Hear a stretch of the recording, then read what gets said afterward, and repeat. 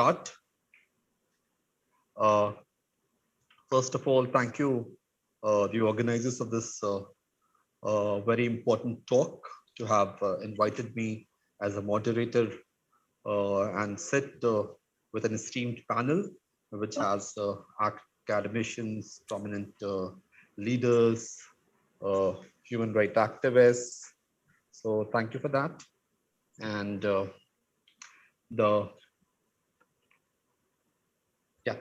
so we will talk about, this panel is going to talk about, the panel which comprises of different people. We'll introduce the speakers one by one, but let's get to the title first.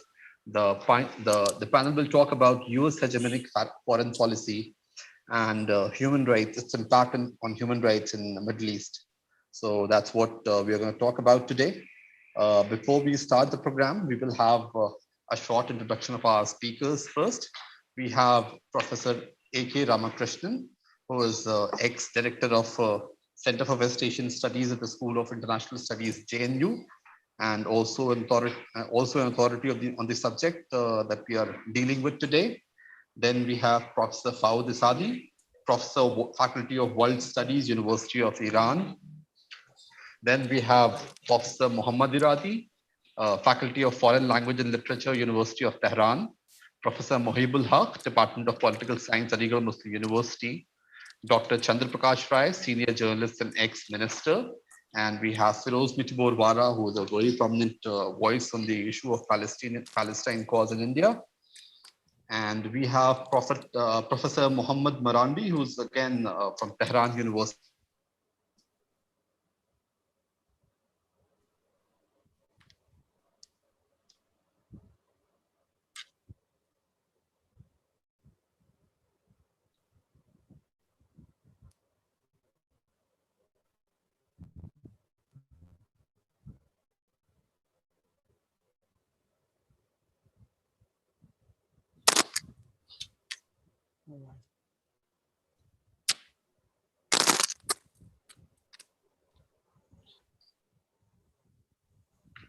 Yeah, I'm really sorry, but we're facing a little technical glitches here. So I seek your apology, everyone's apology for that, but then we will make sure. No problem, it happens, no problem. yeah, it's going to be in the age of technology. It's it's a normal thing, no problem. Yeah. So we will start with, without wasting much time, because we have already been 6 minutes late. So, and we know, I think we have a very esteemed panel to talk about the topic that we are discussing. So I would refrain from even introducing to the topic, and would want our speakers to talk about it rather than me speaking on it. So I would invite Professor Fawad Izadi to come and speak here.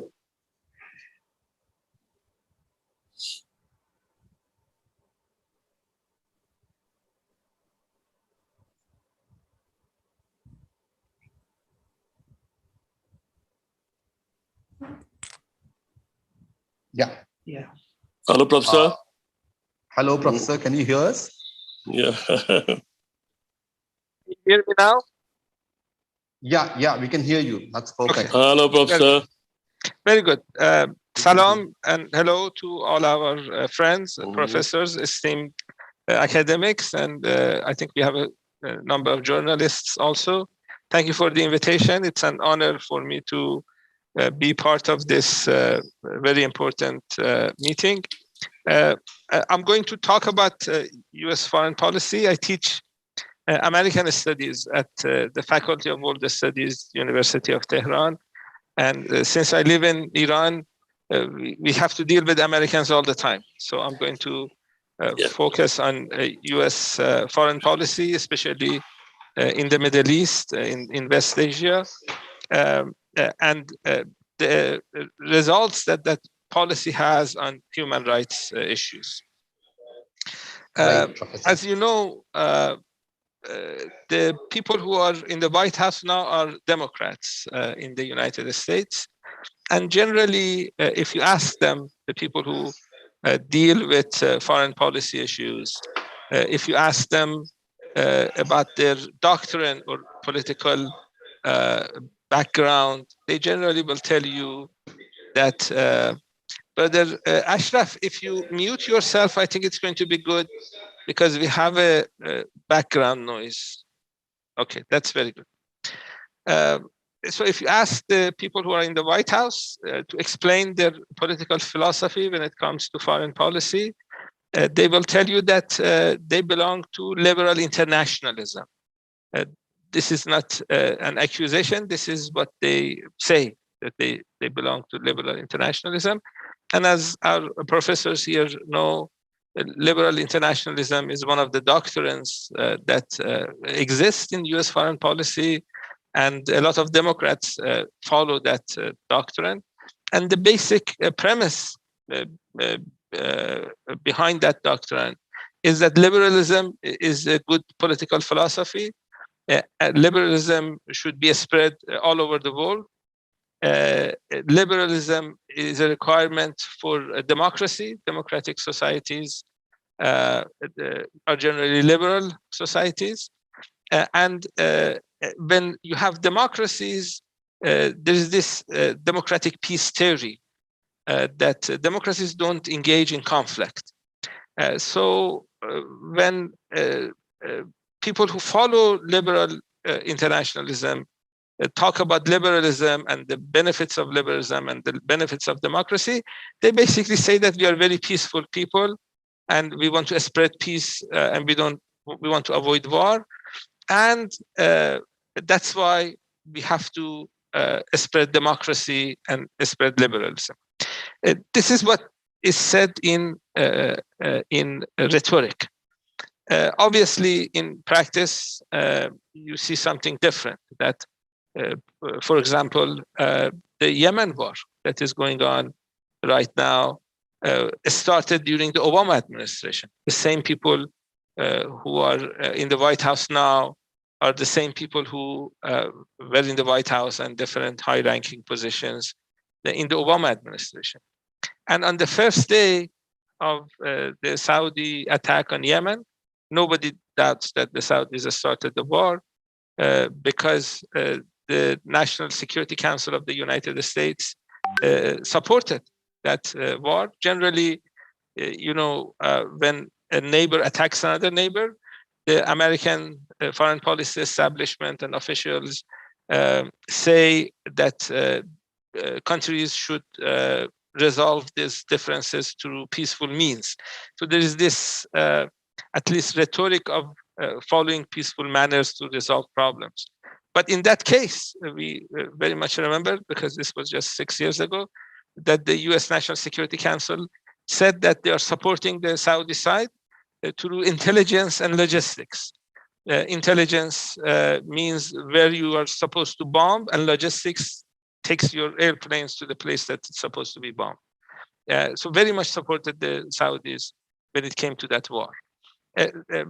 And generally, although the rhetoric of US foreign policy is liberalism and democracy and spreading democracy, in the West Asia, in the Middle East at least, generally any dictatorship that you see, the kingdoms that don't engage in any form of democracy, the ruler of the country is appointed by his father generally, and unless the son overthrows the father. We have had instances where the king actually has expelled the father in a number of instances. But generally, the son is appointed by the father, and it's a total dictatorship. And when you look at the alliances that they have, it belongs to the United States. They're US allies. So in rhetoric, the issue of liberal internationalism is talked about. In practice, the true foreign policy of the United States is clientelism. And clientelism generally means that you identify a number of states that are your clients, and no matter their human rights record, no matter their democratic practices, you just support them. The way in Iran we experienced during the Shah. He was a brutal dictator, imprisoned a lot of young people, plundered the country's resources, and was fully supported by the United States and was actually installed by the United States in 1953 coup. And so what we hear in terms of rhetoric and what we hear in terms of practice is very much different. And in the last number of years, as you know, in this part of the world, in the Arab countries, we experienced the brutal Arab Spring in prison, and we saw how the United States dealt with that. And you remember Arab Spring also started during a democratic administration, during the Obama administration. And they fully, for example, supported the crackdown in Egypt when you witnessed the coup in Egypt. And in other countries in this part of the world, you see similar practices.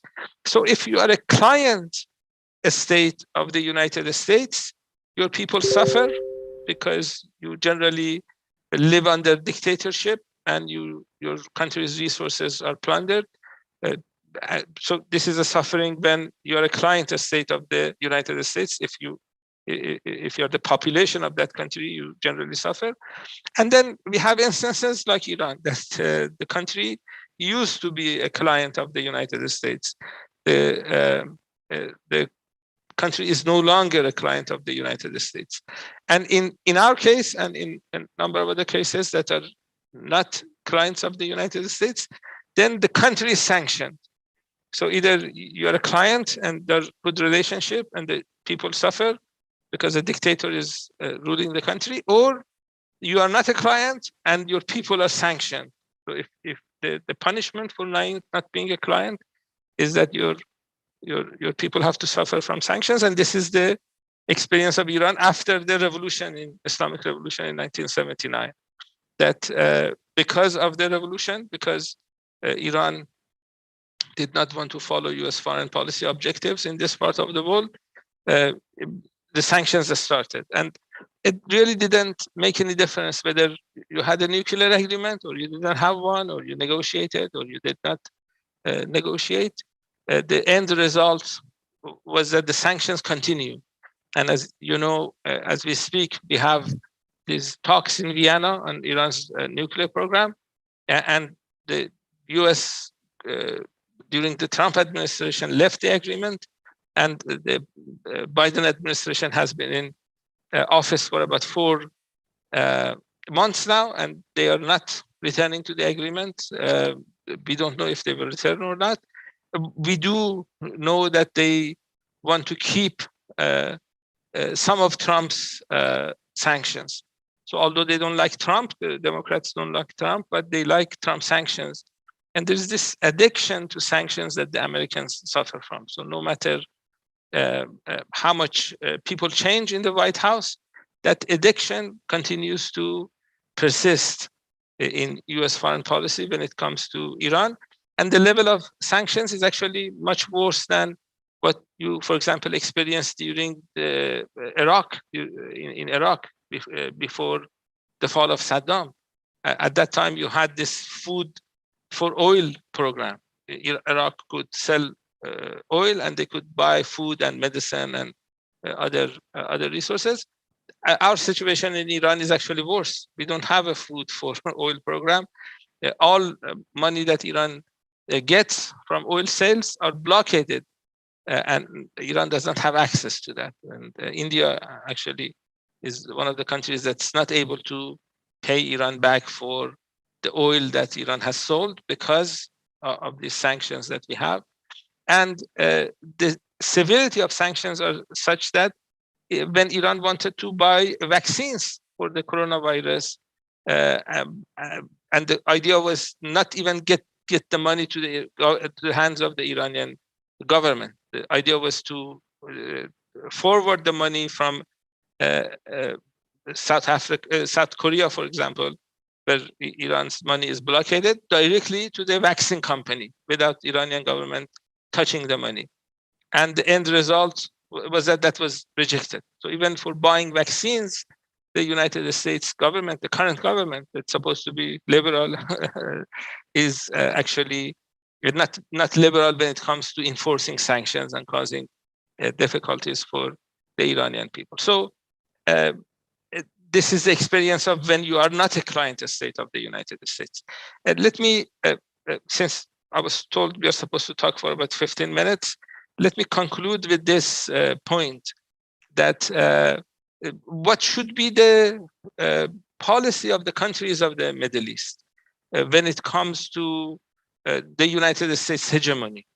Should we accept the hegemony, be a client state, or should we don't accept the hegemony and become an enemy country? So either you're a client country or you're an enemy country. And my humble opinion is that our situation in Iran now, being an enemy country of the United States, is actually better than being a client state. And you can see that in what Iran has done. So we had problems with vaccines, and Iran is actually building and produce its own vaccines. So because we couldn't buy enough vaccines the way Iran needed, the Iranian-made vaccine that was reviewed by responsible parties in the field of vaccine making is actually being used since last week. It came a little later than some other countries, but Iran is one of the few countries that's building its own vaccines. I think there are 6 countries that can do that. So sanctions sometimes it pushes a country to actually do more in terms of science, in terms of medicine, in terms of being able to stand on your own feet. So before, during the Shah's time, when Iran was sanctioned, Iran was sort of dependent on many goods. Even some of the simplest manufactured goods had to be imported into Iran. And that is not the case anymore. So Iran is producing a lot of it, but it needs internally. And if you have to depend on internal resources, then you have to advance your sciences, you have to advance mathematics, you have to advance STEM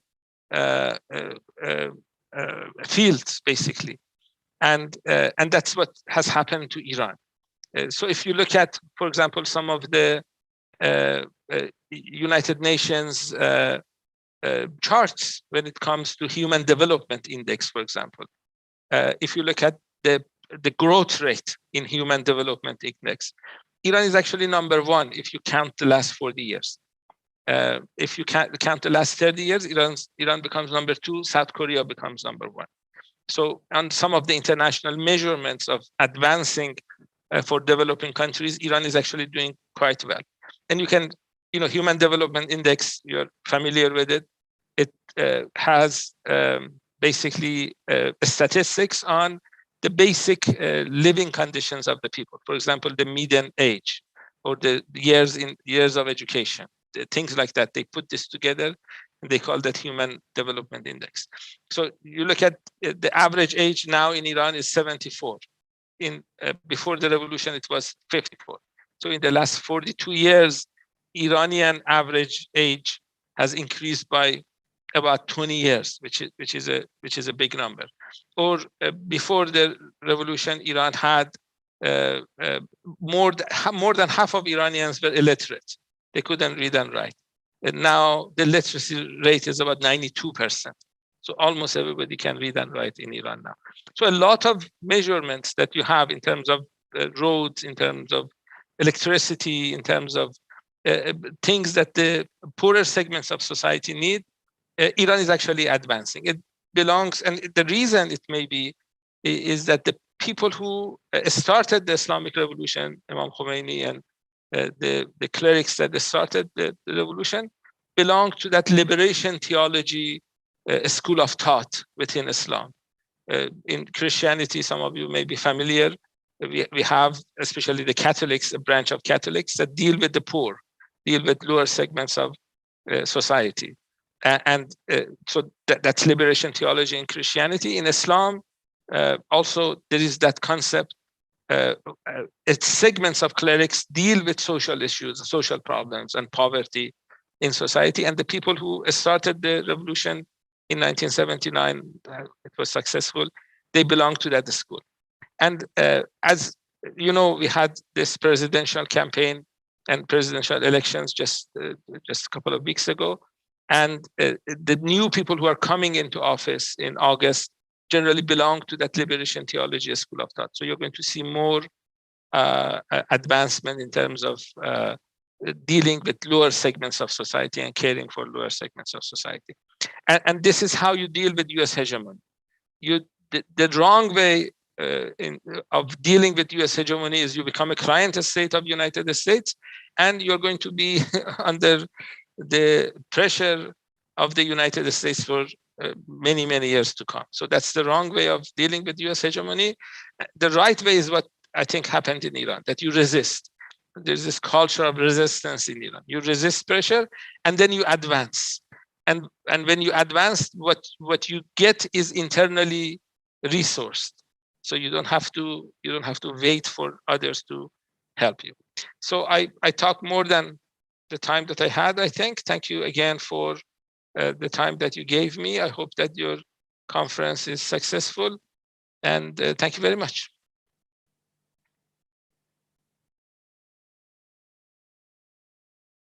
You can, Ashraf, you can unmute yourself now.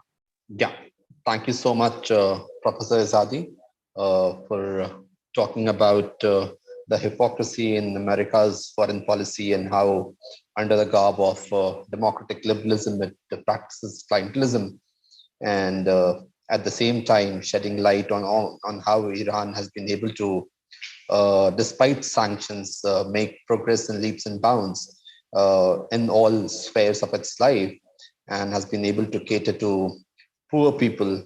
You also talked about liberation theology and how liberation theology helped in reaching out to lower people. So we hope that the new regime, as you already mentioned, that the new regime is also people occupying office in the new regime are also influenced by the liberation theology. And we hope that Iran makes more progress under this new regime than ever before. Thank you so much. Yeah, so now I would invite Professor A.K. Ramakrishnan to come and talk on this topic.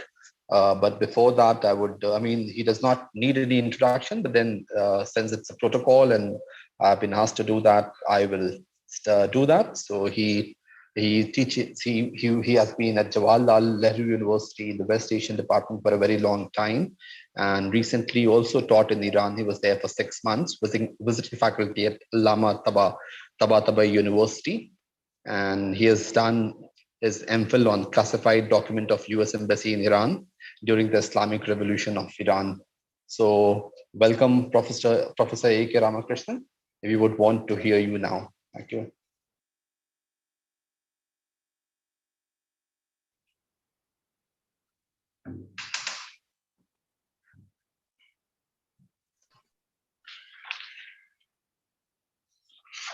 Yeah. Can you hear me? Yeah, we can hear you. We can hear you. Okay.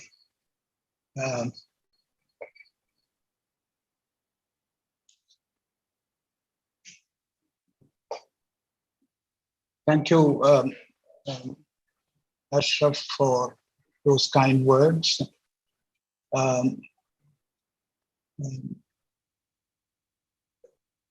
Thank you very much for inviting me to speak in this seminar. Dear fellow panelists, what I'll do is to continue some of the points that Dr. Fouad mentioned, and add onto it certain points that I think are important. One is that the United States' role in world politics is changing a whole lot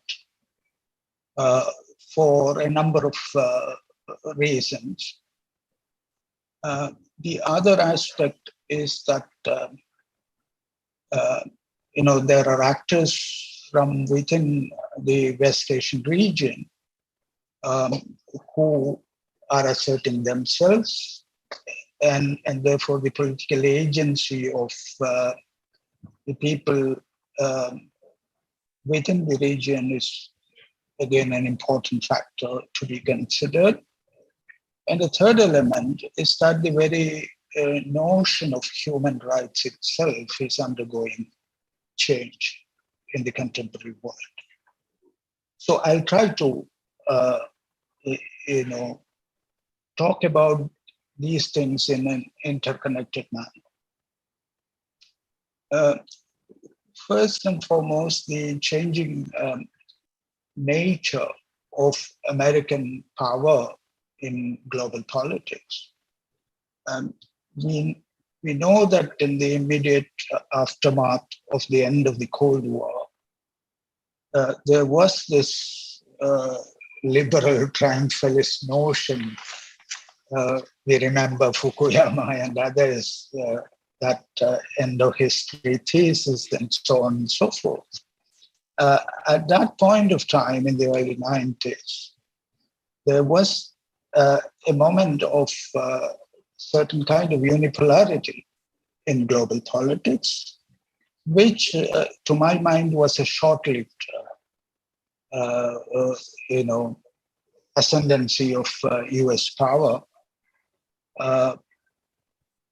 It lasted for a decade and a half or so. But then the contradictions within the kind of imperialist interests of the United States itself started emerging in a big manner. Opposition to its own ways of conducting foreign policy, particularly with military means, and the important area that suffered the consequences of that kind of a foreign policy are countries in West Asia. That the unipolar moment, which offered the United States certain kind of foreign policy options, started slowly deteriorating because of the contradictions in that policy itself, and in the main because of the kind of economic crisis that the United States itself started facing because of its own unipolar overreach in global politics, which was costly enough, and the downward spiral of American economic dominance, to which, again, that downward spiral was inducing certain political tendencies which become important later. We have seen what Dr.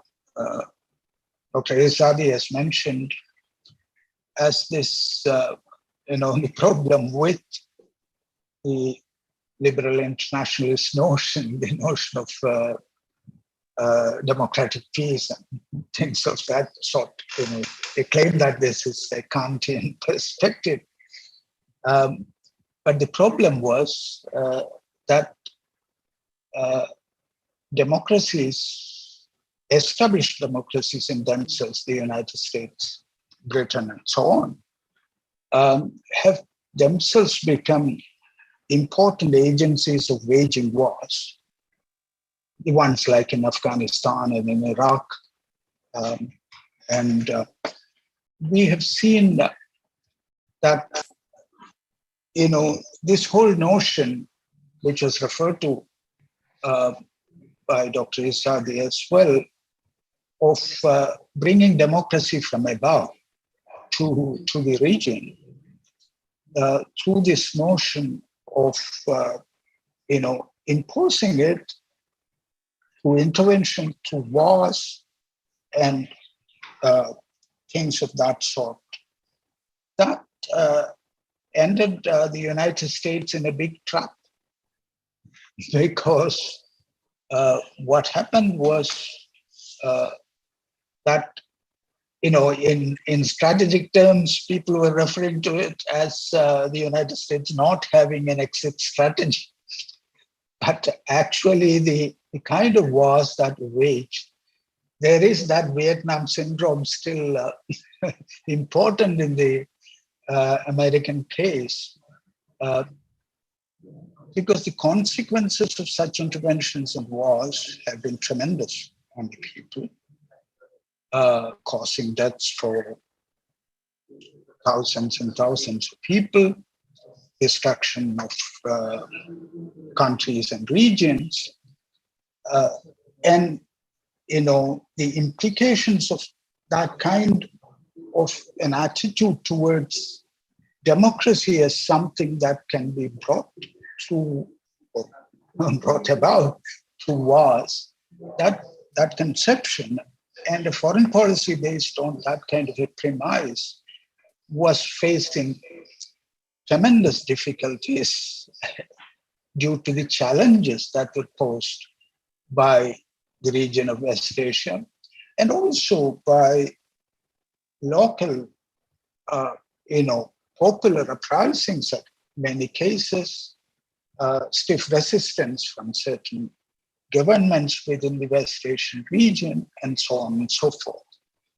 So this is an important thing, that there was failure from the United States own side in projecting the kind of foreign policy it wanted to project in the region, with tremendous consequences for the human rights of the people in the region. As far as the human rights notions are concerned, there is, on the one hand, in general, this is not related only to the United States or certain countries. We know globally, human rights is something that is expanded through people's revolution struggles over a long period of time. And every new step in establishing newer kinds of human rights has been part and parcel of our histories of struggles. But what is happening recently is that people-centric notion of human rights have been in a way hijacked by institutions of private firms, of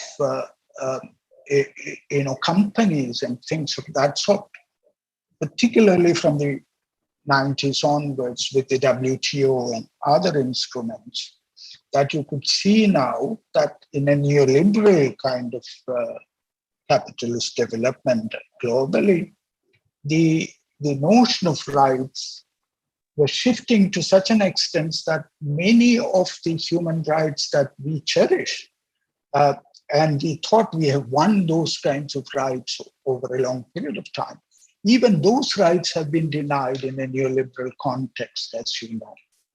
So not only that American imperialism was creating wars and terrible consequences for the human rights of the people within the region, but also the very notion of human rights in a kind of market-centered manner was also creating new conditions where traditional human rights have been suppressed in many cases, and the interests of large corporations, etc., were to be protected in the new context of neoliberal transformation. Famous legal theorist Upendra Bakshi called this the trade-related market-friendly human rights, which is coming from the international agencies, mainly controlled by the United States. Again, for human rights, these interventions and wars have created a situation of challenging the very notion of state sovereignty. And state sovereignty is so important for human rights because it is the states which are legitimate agencies for protection of rights. And when through interventions and wars, through domination, if the sovereign rights of people are tampered upon and then violated, the very ability of nation state as an agency to protect rights in itself is undermined. And therefore, the post-Cold War American foreign policy, which involved interventions and challenging of the sovereignty of nation states, that created a condition where protection of human rights of people became extremely difficult, not only as the direct consequences of the wars and the devastation that is caused, but also by undermining institutions that support rights of the people. So a kind of, the challenge to Westphalian sovereignty as such can also be, if that is being, done for purposes other than imperialist interests, then that can work in many other directions. But that's not what happened. A post-Westphalian arrangement was no arrangement at all. Chaotic kind of situations were created in many parts of the world, and West Asia is an important, element of that kind of, chaotic situation emerging due to those challenges to sovereignty. So the possibility of traditional Westphalian idea being challenged for the benefits of regional entities, nation states in different areas themselves becoming much more empowered in themselves. It's not that option that was emanating from the challenge to sovereignty from above, from the United States policy. So what is important here is that those challenges from above, contributed to notions which try to legitimate imperialist interests, and human rights itself have become a tool in the hands of hegemonic powers to advance their interests. Human rights, not as something that helps all of us to live our lives in a dignified manner, but human rights became an instrument of hegemonic, particularly hegemonic policies in general, but hegemonic foreign policy in particular. So we have reached that kind of a situation where, the consequence of challenging state sovereignties, the consequence of advancing market-oriented notions of rights, and the consequences of wars and interventions have created a world in which we live now, where protection of human rights itself becomes extremely difficult. I'll stop with one more point, that in the foreign policy of the United States, its own notions of rights, etc., there is not only the interest of the United States in its economic and strategic needs, etc., it's also that kind of Orientalist notion about others, particularly of the people of the West Asian region, that notion, the notion of the other, have also created a situation where you have the consideration of other sets of people as less than human, and their rights do not matter. So some of these interventions in wars have created a situation where rights are asserted as something that is fully available only to the Western world. And these things, higher levels of human rights protection, is not something that is affordable to the people of our region. This is the notion, the Orientalist notion, the hegemonic notion that's propagated. And therefore, there is an inbuilt assumption there that our human rights do not matter.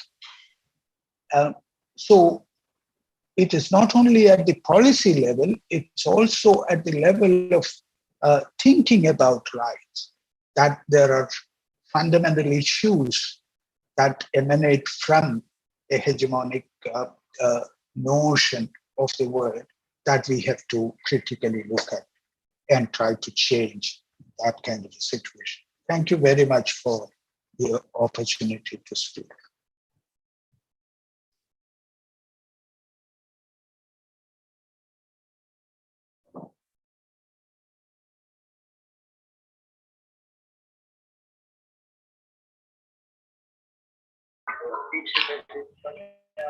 Yeah.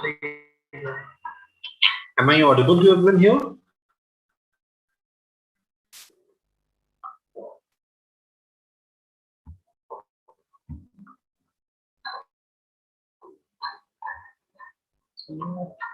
I can't hear you. I think you have muted your mic.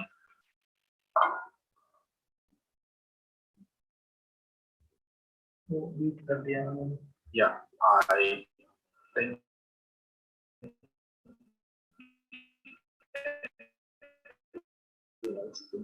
I just need a sound check. Can someone unmute their mic and just say hello?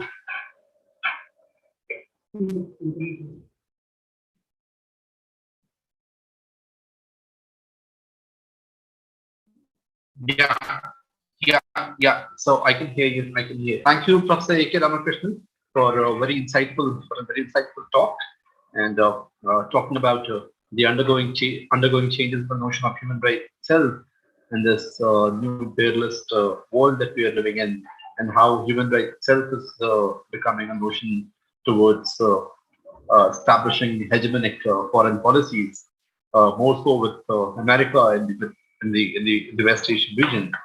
So thank you again, Professor. Now I would like to invite Feroz Mitu-Golwala. Feroz Mitu-Golwala is a prominent human rights activist based in India, and as also a scholar, is a very vocal voice on the Palestine cause. So we'd love to hear from Feroz now on what the topic is supposed to be today. Yeah, Feroz, you're welcome. Yeah, just give me a second. I'll just connect my. Sure.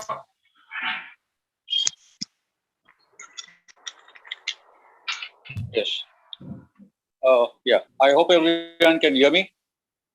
Yeah, we can hear you. That's perfect. Okay, fine. We've already had two excellent presentations.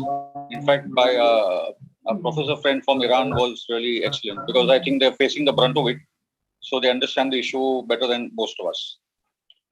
Essentially, he did speak about some very important issues that I'd like to take on.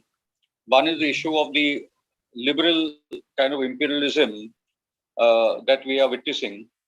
The fact that if you're not ready to be a client state, then you're facing sanctions or worse, regime change.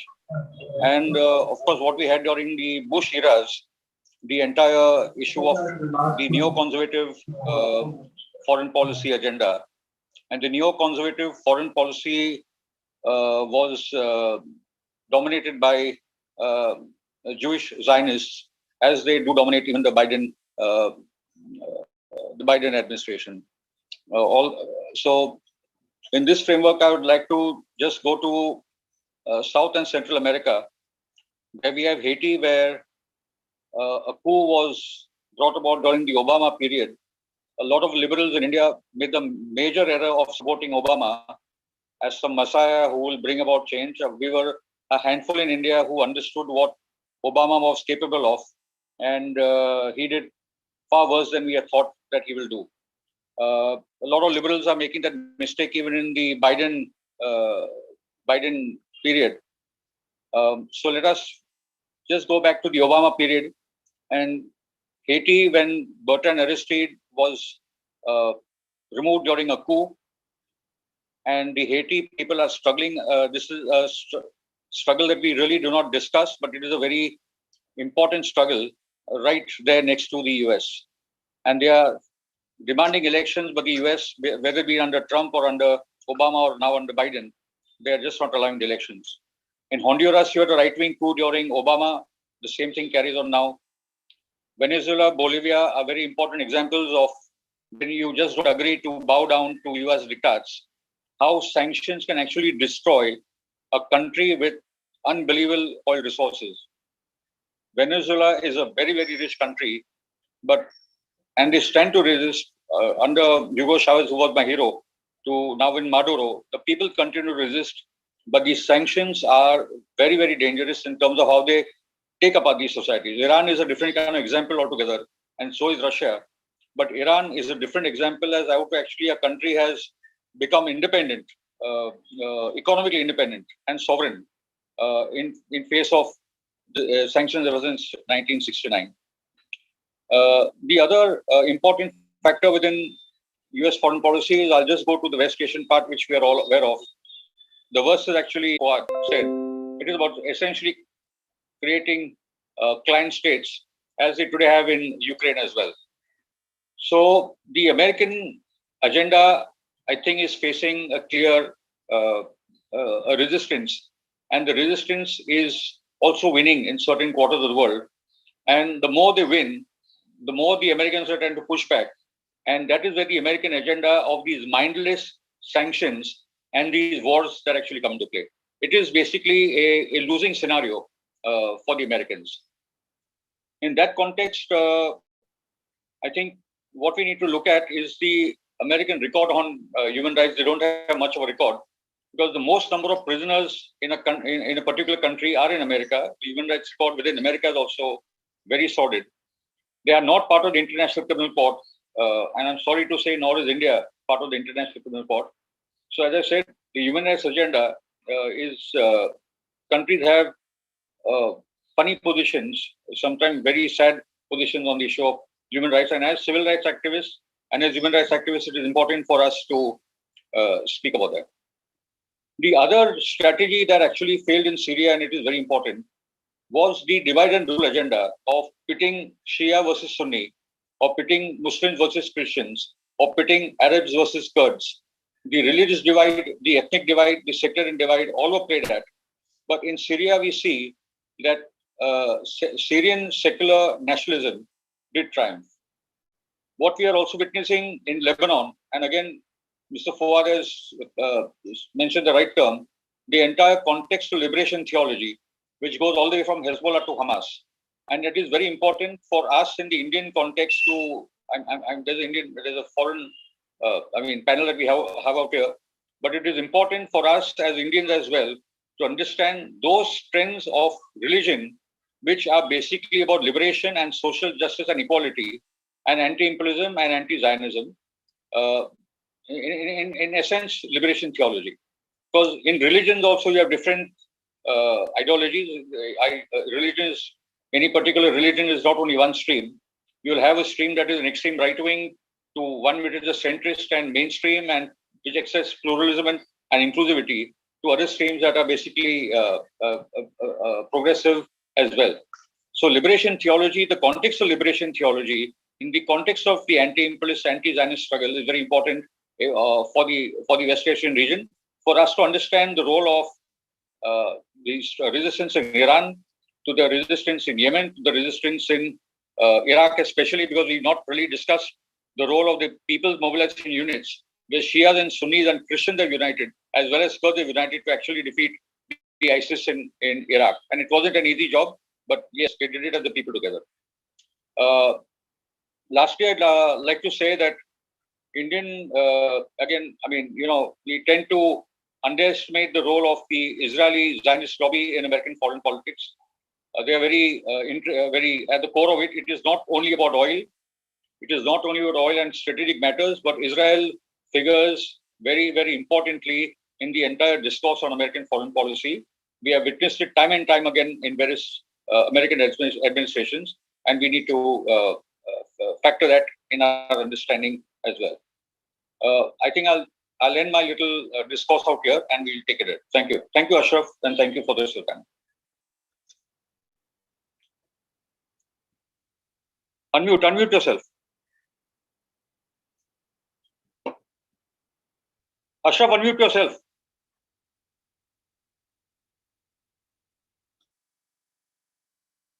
Unmute.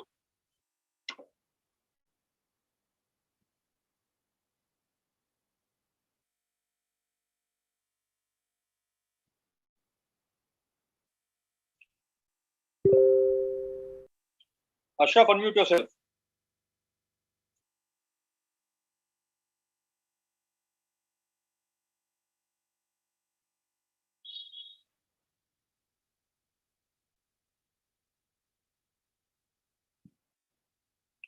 I just need to carry on and say a couple of one little para out here. Can everyone hear me? Is it okay? I'm just carrying on for a bit. The point is now the American withdrawal, and ironically on the 11th of September, the regional context of that needs to be discussed as well. I'm glad that the Americans are withdrawing from Afghanistan. I have no doubt about it. Afghanistan as a nation needs to now work out their own internal political solutions to the problem. But it will also require a regional dialogue between Russia, China, Iran, India, Pakistan, the major, as well as the Central Asian countries, in ensuring that Afghanistan has a peaceful transmission. They move ahead towards a democratic setup. What I'm really worried about is I think the Americans have a game plan for Afghanistan to now emerge as a cauldron again and spread into Central Asia, the civil wars, which will target China and to Russia as well. And I'm sure that they understand that factor. But what happens next in Afghanistan in the coming months and years is also going to be very crucial for all these countries concerned. But the American targeting of now Russia and China, especially China, Biden's attempt to reach out to Russia will not be long lasting because its own European allies, right from UK to Poland, are not really on board. But yes, these are very interesting scenarios that we have to see. And India's role as part of the quadrilateral and all is very, very worrying. Okay. Ashraf, you need to get started. Unmute yourself.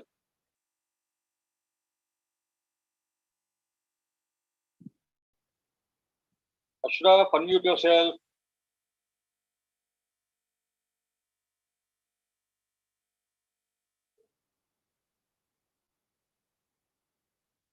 Well, at TV, you need to unmute Ashraf.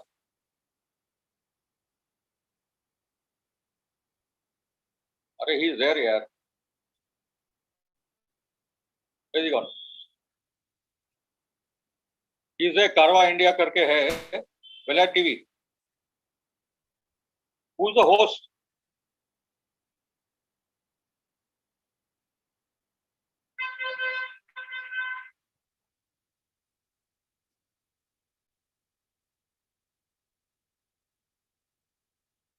Who is the host?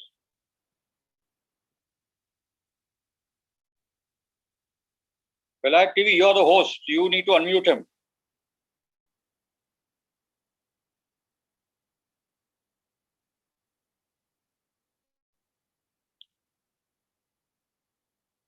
TV, you're the host. Do unmute Karwa India.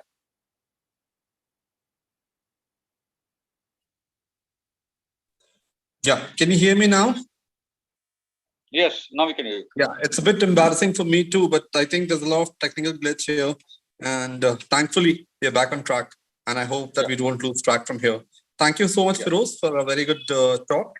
And talking about US foreign policy, irrespective of who's in power, whether it be Democrats or the Republicans. And the fact that liberals in other countries, also in India, get dodged by the fact that we think that if a liberal comes to power in the US, things will change. But very, very unfortunately, their foreign policy continues to be the same, which would rather be in the Republican regime. And we have seen that in the past. We're seeing that right now. The sanctions that have been imposed on Iran, Biden had promised that he will have a look into the sanctions and and get them off. But then we haven't seen any progress in that direction as of now. So yeah, thank you again, Firoz. Now we would want to have Dr. CP Rai ji to come and talk about the issue that we are discussing today. CP Rai ji is a journalist and also has been a minister in UP government and has been as a former minister in UP government and also been a part of delegation to Iran in the past. So CP Rai is also an expert on the issue and understands the topic that we are dealing with today. So CP Rai ji, please join us, and we would be very glad to listen to you from here on. Thank you so much.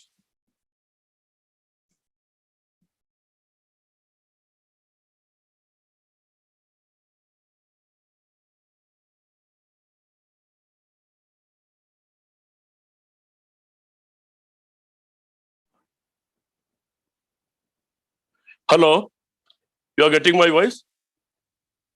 Hello, hello, hello. अच्छा आ रही है. Thank you. Thank you, Ashraf. Very informative lectures from three persons. We met Professor Izadi in Tehran University. I remember his one dialogue, what he told us at that time, that if you want to avoid a war, you make war costly. That was a very good strategy. Now today he said that sanctions are always not bad, but it can be helpful also. A country becomes self-dependent as Iran. So very informative everything, and by three, and I think nothing has left for anyone else to speak.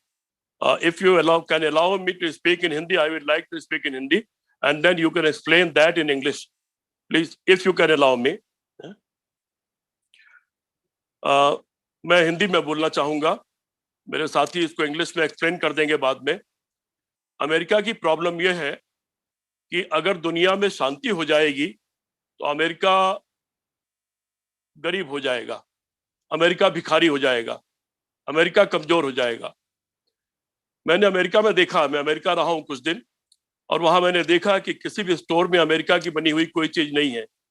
America की बने हुए केवल हथियार हैं, और वो केवल हथियार बेचता है, टेक्नोलॉजी बेचता है, बाकी चीजें बेचता है, अपनी साइंस बेचता है. बाकी हर कुछ वहां जो वहां के बाजार में, मॉल में है, वो दुनिया के दूसरे देशों को बना हुआ है. और आश्चर्य की बात यह है कि जिस चीन से उसकी लड़ाई है, मैं जिन मॉल्स में गया, उन मॉल्स में मैक्सिमम 80% के आसपास सारा सामान चीन का बना हुआ था. अमेरिका के संदर्भ में जब हम मानव अधिकारों के बारे में बात करते हैं तो बहुत अजीब लगता है, बल्कि हंसी आती है. खुद अमेरिका में ही आज तक ह्यूमन राइट्स के बारे में कोई पूरी तरह से अपने ह्यूमन राइट्स को लागू नहीं कर पाए. वहां पर इतने 100 साल की डेमोक्रेसी में पहली बार ओबामा नाम का एक आदमी प्रेसिडेंट हुआ, और इतने 100 साल की डेमोक्रेसी में आज तक वो एक औरत को अपना प्रेसिडेंट नहीं बना पाए. तो एक अपनी जो आधी आबादी है उसको अपना अधिकार वो नहीं दे पाए.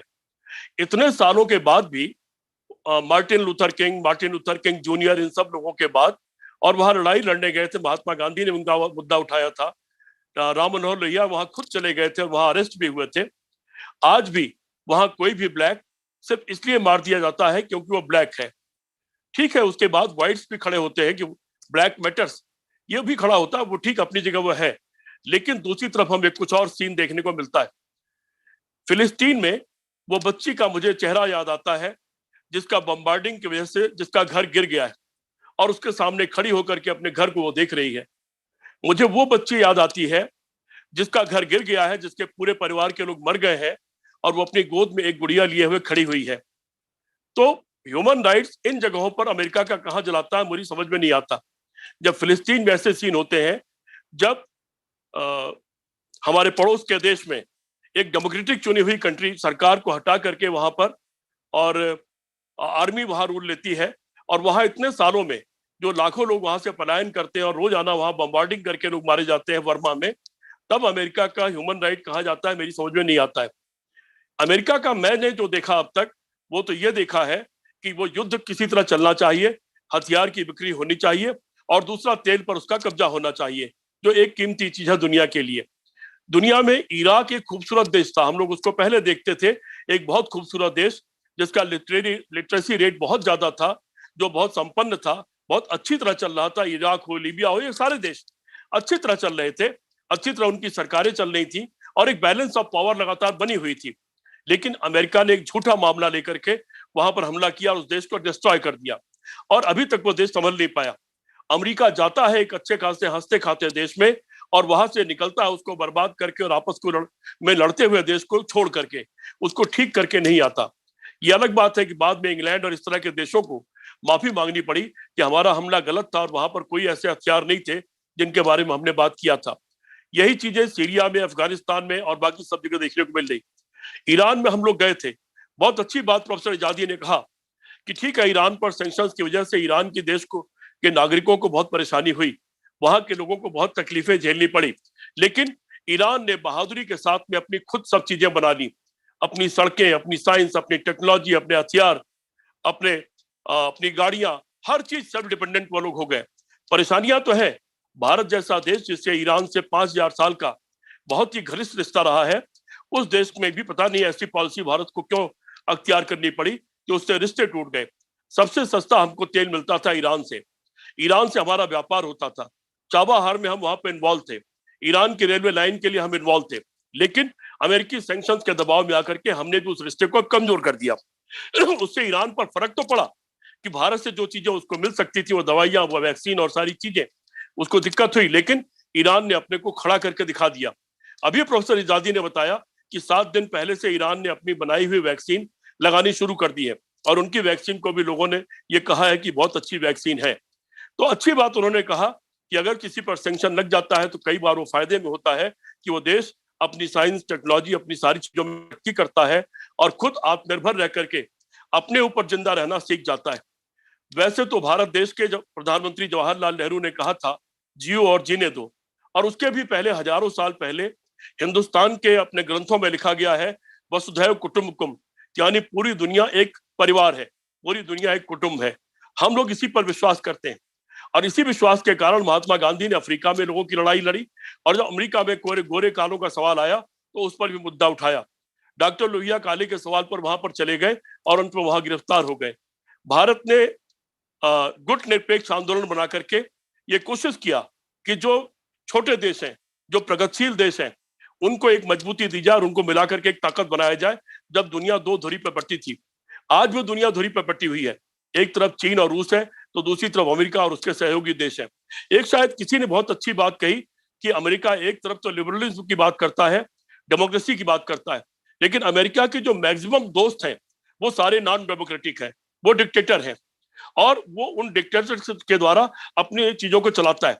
और दूसरी अच्छी बात कही कि या तो आप उसके खरीदार बन जाइए, उसके क्लाइंट बन जाइए, या आपके ऊपर सैंक्शन होगा, आप एनिमी बन जाइए।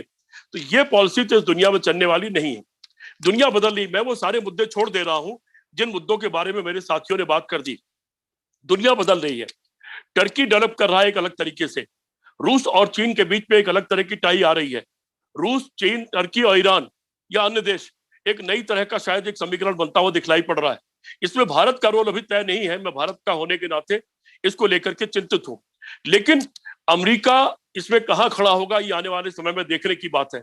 इसमें कहीं ना कहीं मैं अमेरिका को कमजोर होता हुआ दिख रहा हूं।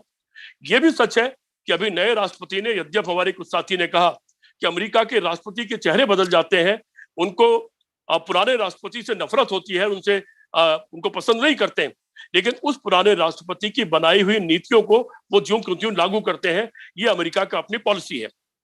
लेकिन अभी जो बिडेन ने एक काम किया है कि उन्होंने अफगानिस्तान से सेना को बाहर निकालने का फैसला कर लिया है। दूसरी तरफ जो बिडेन ने एक नया बयान शायद आज या कल दिया था, जिसमें उन्होंने कहा था कि हम वर्कर्स इकोनॉमी डेवलप करेंगे। इसका मतलब कैपिटलिज्म से हट करके थोड़ा सोशलिज्म की तरफ मुड़ने की बात हो रही है। अगर उन्होंने यह पहचान लिया है कि उनकी डिस्ट्रक्टिव पॉलिटिक्स और ह्यूमन राइट्स को हथियार बना करके लोगों की ह्यूमन राइट्स का वायलेशन, लोगों की ह्यूमन राइट्स को खत्म करना, ये शायद उनके लिए आत्मघाती है, उनके लिए नुकसानदायक है। अगर उन्होंने ये पहचान लिया है तो शायद आने वाले समय की दुनिया एक खूबसूरत दुनिया बन सकती है। लेकिन इसके लिए हमको अभी थोड़ा इंतजार करना पड़ेगा, क्योंकि अमेरिका बात कहने के बाद पलटता भी बहुत जल्दी है। लेकिन अगर इस बात पर वो पलटता नहीं है, अफगानिस्तान से हटता है, लेकिन अफगानिस्तान में शांति बना के हटे, अफगानिस्तान में उसने जो अव्यवस्था और लड़ाई पैदा की है उसको वहां पर सेटल करके हटे, तब तो अमेरिका का मतलब है। और वो तमाम दुनिया के देश और जितने वो इराक हो, सीरिया हो, अन्य देश जितने भी हैं, इनमें अमेरिका ने जो डिस्ट्रक्शन किया है, ह्यूमन राइट्स का वायलेशन, उनकी हत्या तो हुई है, लेकिन जो वहां पर बड़े पैमाने पर डिस्ट्रक्शन हुआ है, जो बर्बादी हुई है, अगर अमेरिका सचमुच अपने को बदल रहा है, बदलना चाहता है और दुनिया को मिला करके दो एक खूबसूरत दुनिया बनाना चाहता है, तो उन देशों की तरक्की में, उन देशों को संभलने में, उन देशों को फिर से पुरानी स्थिति में आने में, उन देशों की शक्ल सूरत अच्छी करने में, उन देशों का एजुकेशन ठीक करने में, उन देशों की हेल्थ ठीक करने में, उन देशों का इंफ्रास्ट्रक्चर ठीक करने में अमेरिका को योगदान देना चाहिए। और तब वो हटेगा तो हम ये मानेंगे कि शायद अमेरिका जो कह रहा है कि हम लिबरल डेमोक्रेसी में विश्वास करते हैं और हम ह्यूमैनिटी में विश्वास करते हैं, ह्यूमन राइट में विश्वास करते हैं, तब ये माना जाएगा कि शायद अमेरिका सचमुच अब अपने को बदल रहा है। अगर नहीं बदलता है तो आने वाले समय का कोई बहुत अच्छा दिखलाई नहीं पड़ रहा है। और अमेरिका की कोशिश अभी भी चीन के आसपास, साउथ चाइना सी में और भारत के कंधे पर रख करके बंदूक चलाने का उसका जो तरीका दिख रहा है, उससे ऐसा लगता है कि वो इन देशों को वॉर में झोंकना चाहता है।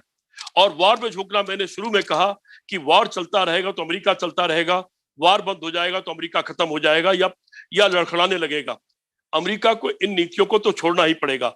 लेकिन पता नहीं क्यों मेरे जैसे लोग अभी भी ये सपना देखते हैं कि क्या दोबारा ये तमाम जो देश हैं, जो एशियन देश हैं, जो डेवलपिंग कंट्रीज हैं, क्या दोबारा मिलकर के हमने जो एक नॉन अलाइंड मूवमेंट चलाया था और जवाहरलाल नेहरू और उनके साथ उनके साथियों ने इतने सारे देशों को इकट्ठा करके एक अलग फोरम बना करके खड़ा किया था और दोनों के प्रेशर में ना आने का अपनी जो पॉलिसी इख्तियार की थी, क्या ये सारे कंट्री, क्या हम ईरान के साथ अपनी दोस्ती को फिर दोबारा लागू कर सकते हैं? हम बाकी कंट्रीज साथ अपनी दोस्ती बना सकते हैं?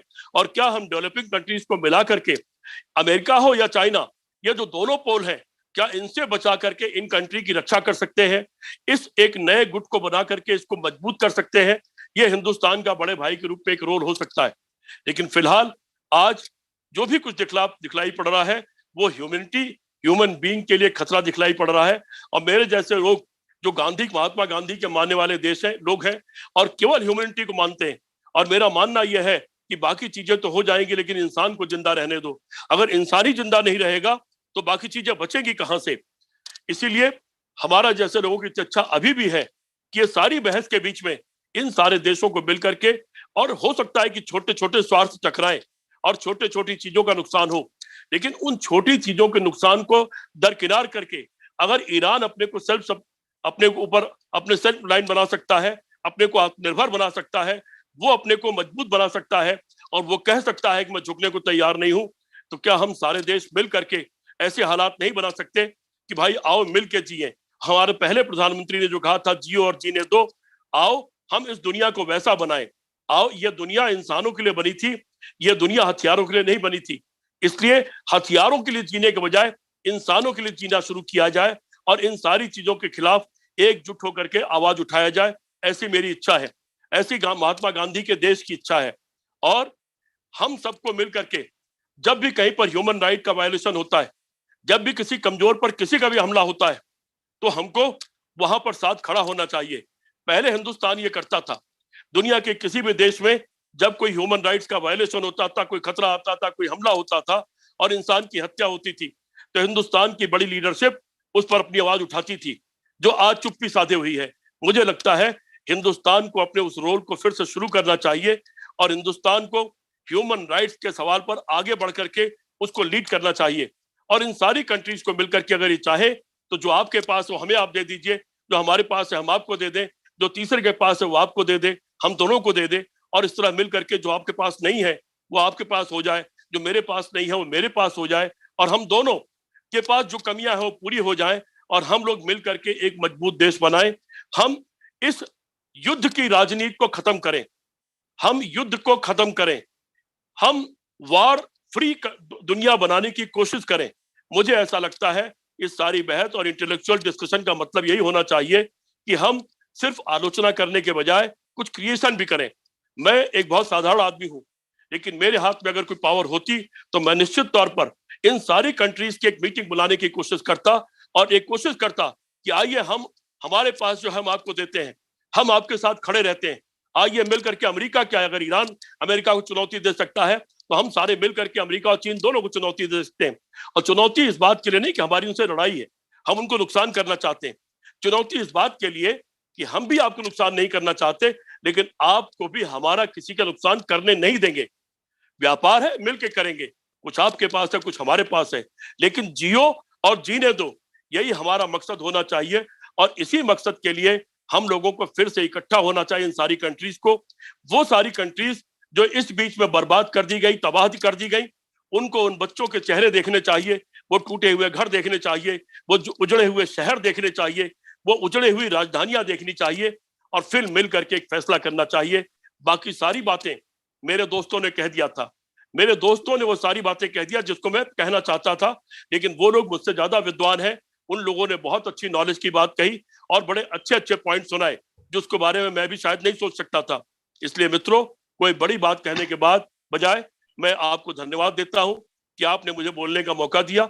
और मैं रिक्वेस्ट करता हूं अशरफ जी से, मैं रिक्वेस्ट करता हूं कि कृपया मेरी हिंदी में बोले हुए मेरे लेक्चर को शॉर्ट में आप अगर हो सके तो एक्सप्लेन कर दीजिए, जिसको नॉन हिंदी लोगों को सुनने को और समझने को मौका मिल जाए। Thank you very much.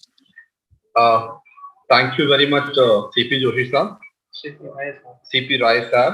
I'm really sorry for pronouncing your name.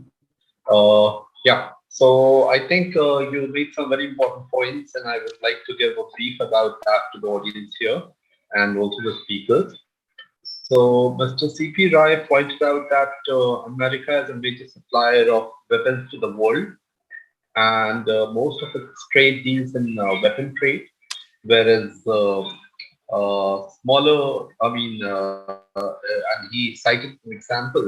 He cited an anecdote that he went to US and he saw that all these small goods that were being sold in the market were not American produced, but they are imported from other countries. So what Mr. CP was trying to say is that war is important for America to survive, and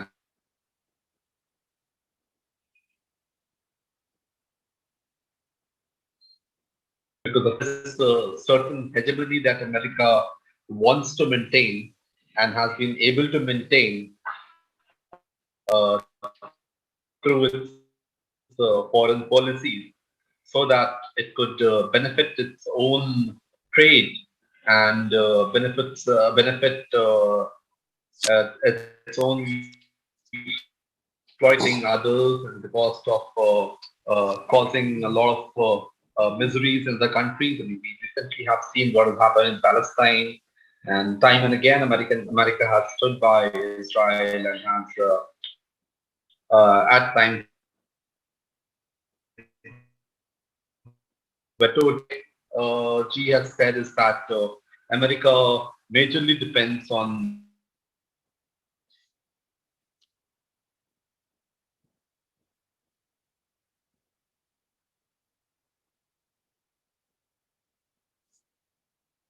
I'm not getting your voice.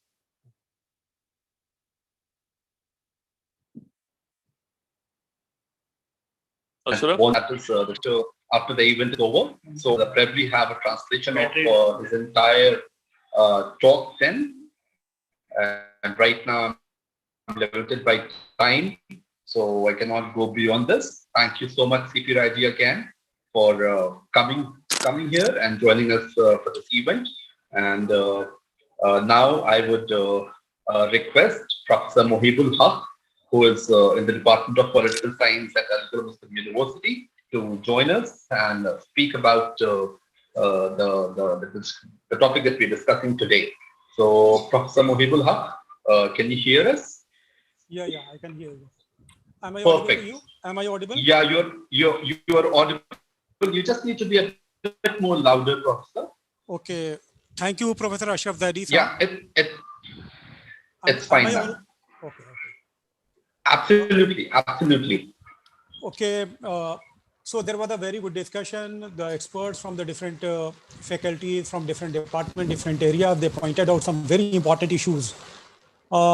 Basically, when I'm going to discuss the hegemonic foreign policy and human rights issue with a special reference to West Asia, first of all, I'm reminded of the clash of civilization thesis advanced by Samuel P. Huntington.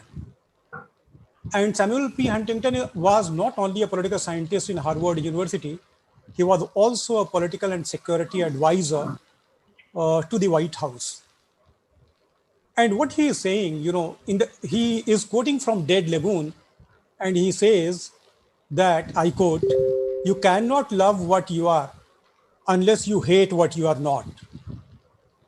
I repeat, you cannot love what you are unless you hate what you are not. Then again, he says, there can be no true friends without true enemies. Remember that he is a security and political advisor to White House. And what he is saying in his case is that there can be no true friends without true enemies. It means that if you follow the realist school of thought, people were talking about liberal internationalism. The realist school of thought believes that countries are basically guided by their national interest. The foreign policies of all countries are guided by their national interest. You see, the national interest of the United States of America in West Asia, first of all, we should try to see. And then we should also see what is the international interest, extraterritorial, imperialistic interest of the United States of America across the globe. We all know that America is a hegemonic power. And this hegemony is there not only because of weapons. This hegemony is not only there because America is politically very, very dominant. It is also because of the narrative and discourse that America constructs. And that is why I think the theory that is constructivism, which says that the world around us is socially constructed, that is the most important theory to understand. Why? Because we are living in the era of post-truth. When we are living in the era of post-truth, you see that the things can be manipulated. So that is why you just see, for example, if the world around us is socially constructed, you see in the collective memory or the collective conscience of America, right from 1979, Iran has been projected as an enemy country. There were Gallup polls in which it was found that the Iranians or mostly Muslims are bloodthirsty people. Majority of the people came up with the idea that the Muslims are bloodthirsty people. Arabs are bloodthirsty, Iranians are bloodthirsty, all this. From there, I will just focus on 3-4 things. What are those things, and especially in West Asia? Number one, American foreign policy in West Asia is Israel-centric. Israel-centric, and if you see the more than 80 veto that the United States of America has used in the Security Council of the United Nations, or misused rather, I should say. More than 40, these vetoes, more than 40 vetoes are there to protect Israeli brutalities, Israeli atrocities against Palestinians. That is one thing. So it means when America follows up, discourse on human rights, according to them, you see this rights of Israeli occupiers, that is most important. And if the Palestinians are trying to resist against occupation, against what is called illegal settlement, when the people are removed from their houses, then America also uses the discourse or narrative that I was talking about, intellectual hegemony and domination that America has. America uses the discourse, and there you will find criminalization of resistance. This criminalization of resistance is also a very, very dangerous policy that the United States of America has been following all over the world, you see. Wherever the people have resisted American onslaught, American occupation, American invasion, the people were branded as terrorists, people were branded as fundamentalists, people were branded as militants. This is one thing that we have to remember.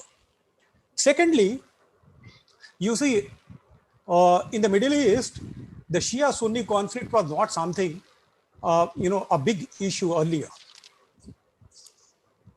What is happening today after 2003, especially the second occupation of America, second occupation of Iraq by America. America has followed the same golden policy of divide and rule. And because of that, what is happening, that you will find that the Shia-Sunni conflict that has been engineered, that has been carefully scripted, it has been designed. And what is happening? Because of this fighting, there you will find a kind of depopulation, and a policy of depopulation has been adopted. Depopulation, Shia-Sunni conflict that will lead to destruction of both the communities and ultimately destruction of the Muslims living over there in the Middle East.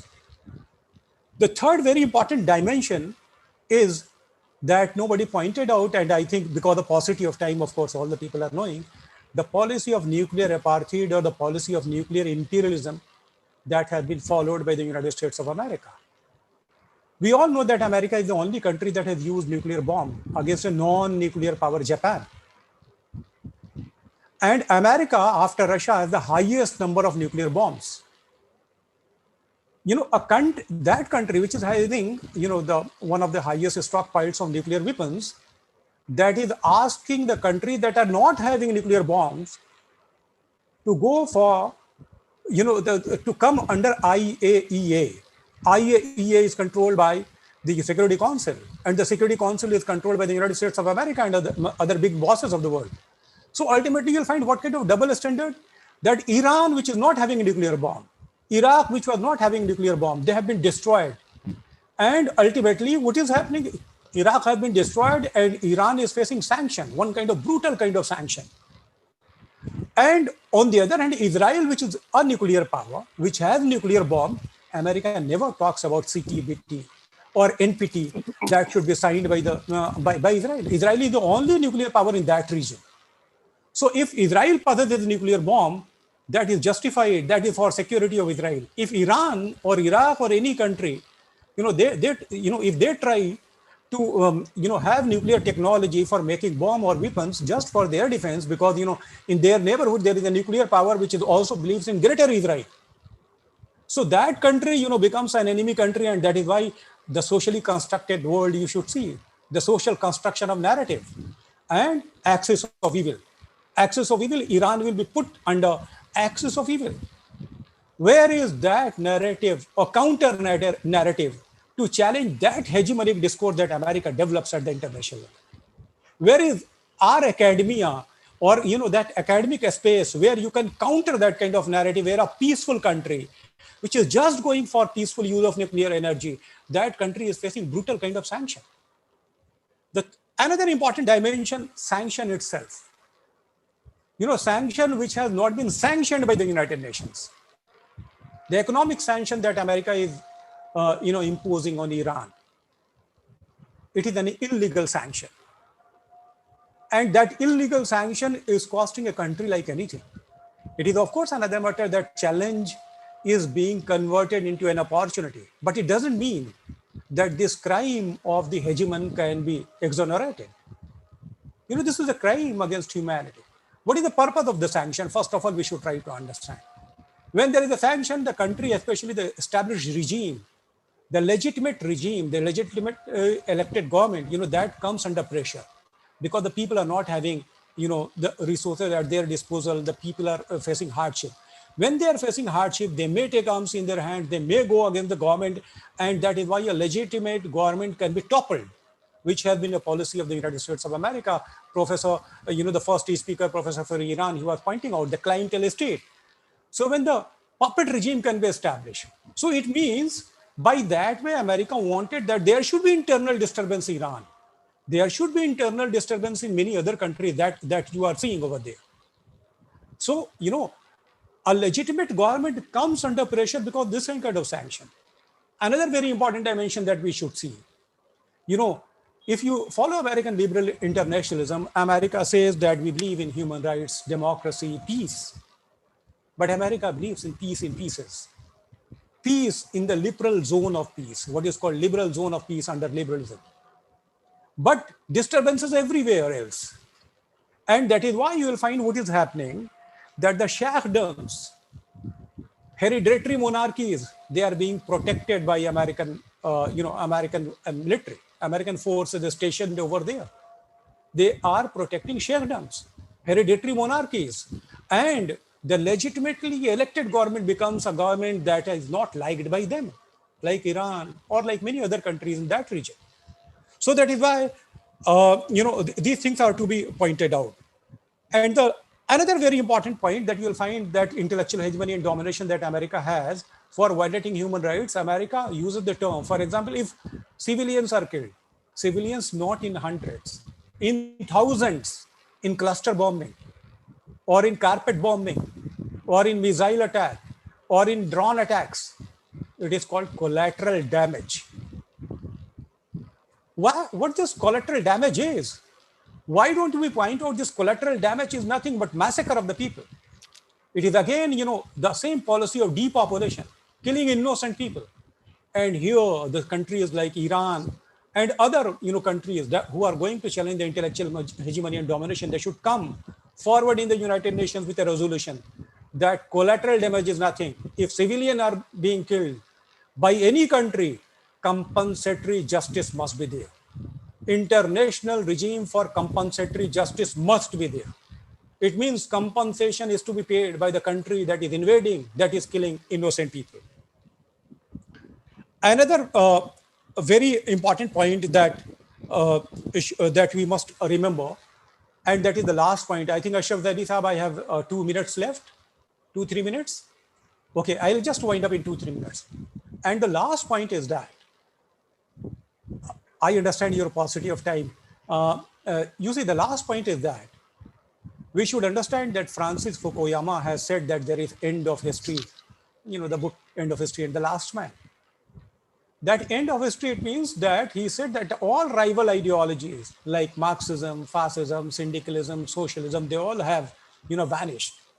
And there is only one triumphant ideology, that is liberalism. Liberalism cannot be seen in isolation from capitalism, you all know. And capitalism is an ideology that believes in maximization of profit, maximization of wealth, and does not care for distribution of wealth. Globalization itself is nothing but, universalization of capitalism that we should understand. So he said that there is only one rival ideology in the world, and that is Western liberal democratic ideology. That is a universal ideology. Why they are so angry with Iran, why they hate Iran, that you have to understand. And that is, it is not only something materialistic. It is the ideology that Iran has. Iran is an ideological state. Iran is an ideological state, a state that has a very different economic system. The economic system that Iran offers, it is in direct conflict with the capitalist system of economy. Again, whether it is Khilafat or Imamat or, the Velayat, whatever you say, if that is there, it is in direct conflict with the political ideology and the political institutions that they have developed. So the revival of an ideology which can challenge the intellectual hegemony and domination, revival of an ideology that can challenge the ideological hegemony of the United States of America is very dangerous. This is the reason that you will find in that region, Iran is the most hated country. Iran is the country that is being targeted. And the next number, of course, you will find Turkey will be targeted. It means that whenever you are going to have something which is against capitalism, liberalism, or imperialism, and if you have an ideological foundation, then you should be ready to face the onslaught. That is why Iran should be very much careful. This will go on. It is not only that the Iranian, after one sanction, if, for example, if there is a negotiation with Biden, there will be many other issues that they will come up, because this country is to be cornered. A country that is coming with an ideology, which is the rival ideology. It is trying to revive the institutions that become nightmare for the United States of America or for many other countries. So, that's all what I wanted to, put before you. But lastly, I will say that, the law of compensatory justice, there must be an international law of compensatory justice. If innocent people are being killed, hospitals are being bombed, religious structures are being destroyed, or the economic structure of a country is being destroyed, or if the civil war is being generated, then there must be law of compensatory justice. Resolution must be there in the General Assembly. And by that way, you can put these countries under pressure. So counter narrative is to be developed, because again, constructivism is the most important theory that we should understand, and the world around us is being socially constructed. Thank you very much.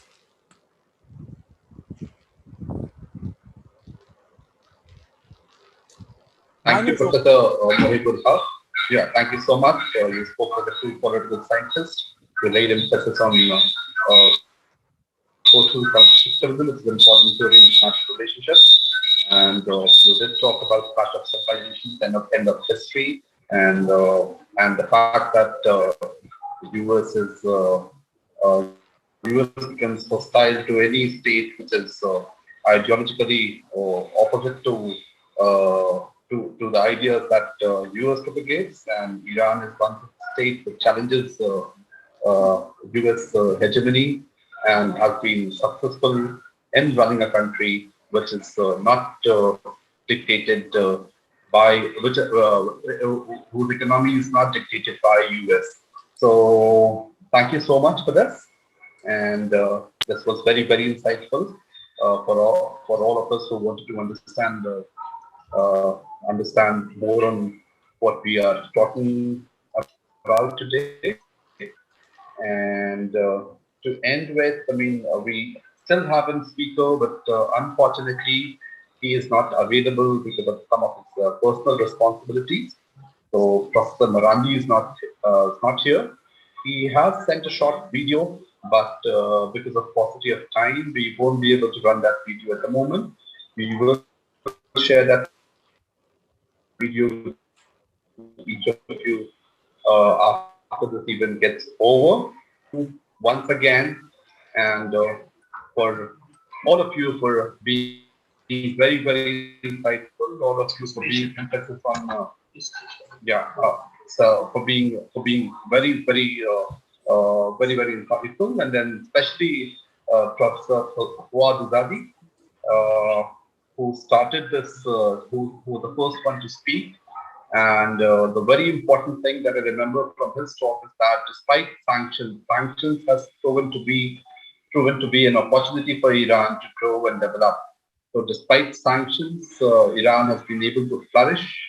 Iran has been able to develop its own vaccines. I mean, we talked about vaccines not being delivered to Iran, and which made Iran eventually develop its own vaccines. So, Professor, I mean, that was, I think, the most important thing that I got from his